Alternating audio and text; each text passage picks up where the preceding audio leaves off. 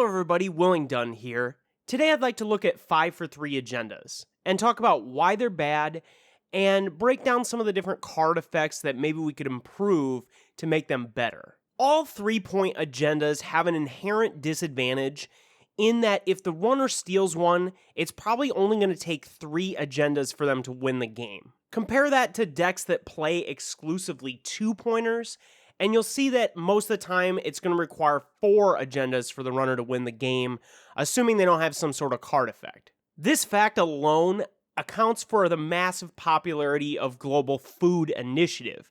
When it comes to 5 for 3s, this is easily the most played one, and it's just mainly because it doesn't suffer from this inherent disadvantage that I'm describing all other 3-pointers having. Global Food's certainly good, but in my eyes, it's kind of a ham-fisted solution to this problem, mainly because it lowers your effective agenda density, and that's why I prefer the protective effect sort of solution, like we see with Future Perfect, a lot more. Future Perfect's still going to be 3 if they steal it, but it's harder to steal because of the side game thing, and I think that's just a better way to address this sort of thing. I'd really like to see some more protective agendas in the other factions, and my main suggestion there is that they all have different exploitable weaknesses. If we look at Future Perfect, if they access it while it's installed, it doesn't do its protective thing. So if you're trying to score it out of a scoring remote, they're going to be able to get in and steal it. Also, if the corp doesn't have credits, they can't properly play the side game, so if you get like vamped or account siphoned or something like that, it's going to be easy to steal a Future Perfect. If you watched my cards to reprint from original Netrunner video, you saw one of my suggestions for a protective agenda out of HB called Theorem Proof, and here's an updated version of the same card based on some of the suggestions from the viewers. The core idea here is that it's going to have this prevent from being stolen thing, but as long as the runner has 2 MU, they can just install it and they'll be able to just score it out eventually. It just takes a lot of clicks, and obviously if they're full up on MU, that's going to be really hard to deal with. Here's a suggestion on how to do this sort of effect out of Wayland. This is going to allow you to swap this agenda with either a lower point value agenda or maybe something nasty like NAPD contract. But this isn't really going to be all that great in a Glacier style if you're playing lots of 5 for 3s. If you just swap it with another 3-pointer, it's really not that great. This I could see being really good in like an Argus deck or some deck that already has nastiness associated with accessing. This would just be a way to keep yourself from getting blown out on a whole bunch of points. Another option for a pseudo-protective effect would just be an agenda that works if it's in the runner's score area. So here's my suggestion here. This card, it gives a benefit to the runner if they steal it, but it also massively helps out the corp with this awesome economy effect. So this, you're not really going to want to score it, but if they steal it, you're going to be in an okay position because you're still going to be able to use this economy effect. These protective effects are certainly powerful, and they help a lot with the 3 agendas problem, the runner winning with 3 agendas, but they're not going to deal with the other major reason that people don't play 5 for 3s, which is that it's really hard to install Advance and score them out of a remote server. Not only do you have to divert resources like ice or upgrades that you could have used to defend your central servers out to a remote, but then you've also got to install Advance and hope that the runner doesn't get into that server. And it's pretty easy nowadays for runners to have tricks to deal with that. Something like Blackmail is just going to deal with your ice altogether. And there's a lot of ways to beat the upgrades you might try to use like Caprice or Ash, especially Political Operative. There's no simple solution to making it easier to score out of a remote. And in a lot of ways, it shouldn't be easy to score out of a remote. If you're going to score a big 5 for 3 agenda, that should be really difficult and should be a big point of contest between the runner and the corp. So in my view, instead of focusing on making it easier to score out of a remote, we should focus on rewarding the corp more if they do. We need agendas that have much more powerful effects, and I think scoring a 5 for 3 should be defining of the game. It should really break the game wide open in a way that's much larger than, well, now the Corp has 3 points and they're almost halfway to winning. I think install advance is one of the most exciting moments in the game, and I think is perhaps the definitive Netrunner moment. My opponent just installed some card in their big server. Is that a trap? Or is it that big agenda that they're going to break the game wide open with? Another point is that scoring agendas through a remote server is fundamentally interactive.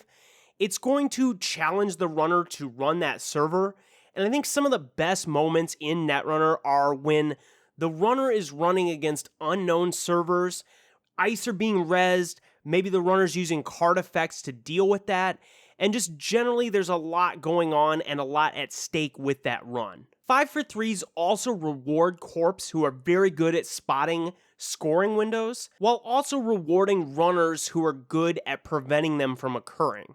For 3-point agendas to be playable without the protective effects we talked at the beginning of the video, they need to have extremely powerful effects. In this section, we're going to go through a bunch of different types of abilities that existing 5-for-3s have, and talk about why those are too weak and ways to make them much, much stronger. The first type I'd like to talk about are constant or triggered abilities.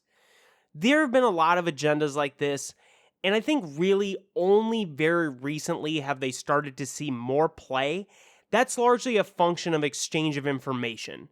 The big thing about this agenda type is if you can swap it into your score area with exchange of information, it's going to be able to do its thing even though you didn't score it. Now you can also copy these effects with Media Blitz, which I don't think anybody's really bothered with, mainly because these agendas just aren't that great. We could come up with some pretty great ideas for this type of agenda, but the main point I want to make about this is if you make most of the agenda's powerful effect a constant or triggered ability, players are going to exploit it more with exchange of information or Media Blitz than they are going to try to score that agenda. It's so hard to score an agenda and it's much easier to just exchange of information the agenda into your score area. So we need to be really careful about not making agendas that have just really powerful constant or triggered effects. I think it's much more interesting to give constant or triggered effects to agendas that are kind of the secondary power of them, and we'll see some of those as we go on through this video. The second type is the win scored type. This is the classic priority requisition type agenda, and these are difficult to abuse with the swap effects since you actually have to score them to trigger the effect. Now, there are 2 card effects that can duplicate this, 24/7 News Cycle or Bifrost Array. Both of those are going to require a copy of the agenda in the corpse score area, so that certainly reduces the abusability to some degree. This category is an obvious choice for improvement and definitely would incentivize scoring since that's how you get the ability. I would make Priority Rec just tutor for a piece of ice, install it and res it for free. First thing, this would allow you to play fewer of these huge ice in your deck that are the highest yielding ones, and it would also make it a lot easier to get more out of the Priority Rec, since you could just play like one huge ice in your deck and you'd always be able to get it assuming you hadn't drawn it yet. I also think there needs to be a neutral 5-for-3 that just makes a ton of credits. Just is single-handedly your economy going forward in the game, and this is my suggestion for how to do that kind of thing. This card would have a sort of timing on it where it would lose that point eventually, and that might not matter if you score another 5-for-3, but it'd be a lot harder to abuse by including 2-pointers and 3-pointers, especially if you scored this early in the game and it runs out. The next type of 5-for-3 we're going to talk about are the hosted counter triggered abilities. These are kind of a hybrid of the 2 that we've already talked about, in that when you score them, you're going to put counters on them, but then they have a triggered ability that you can use later. These have all the disadvantages of the win scored, but then they have an additional disadvantage in that if the runner swaps them out of your score area before you use all the counters, that could be a problem.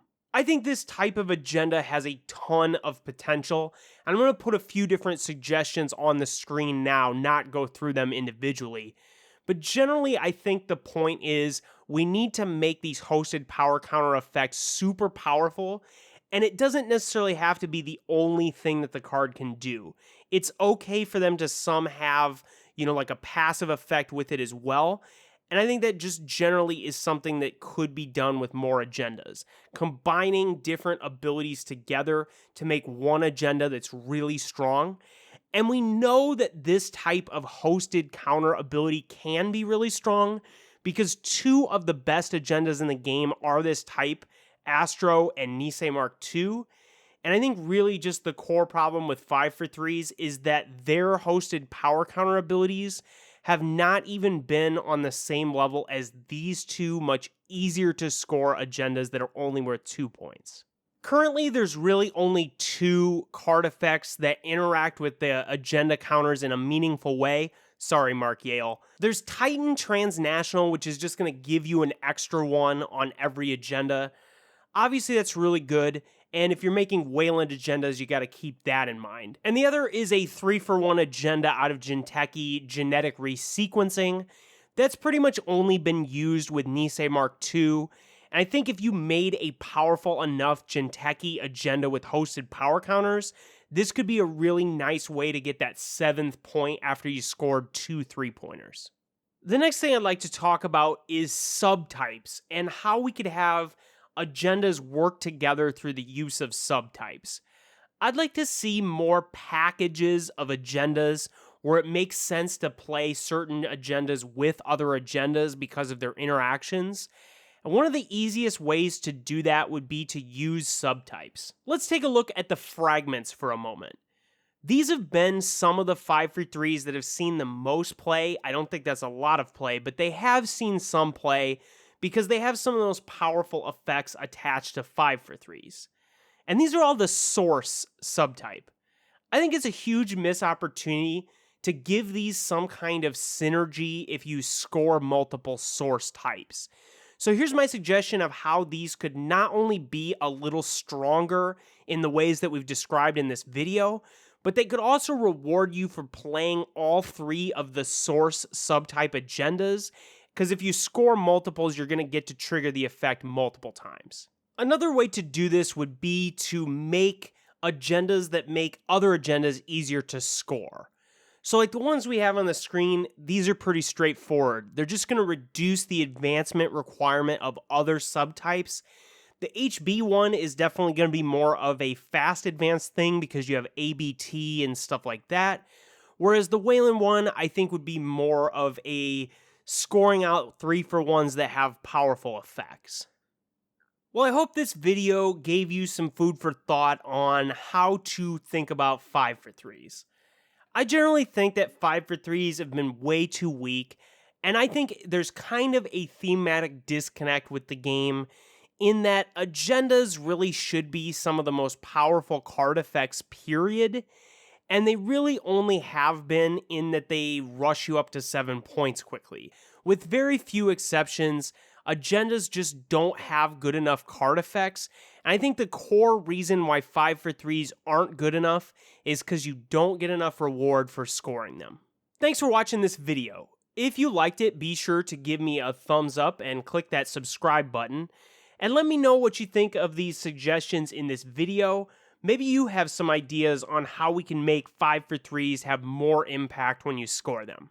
Thanks for watching, and I'll see you soon for some more Netrunner stuff.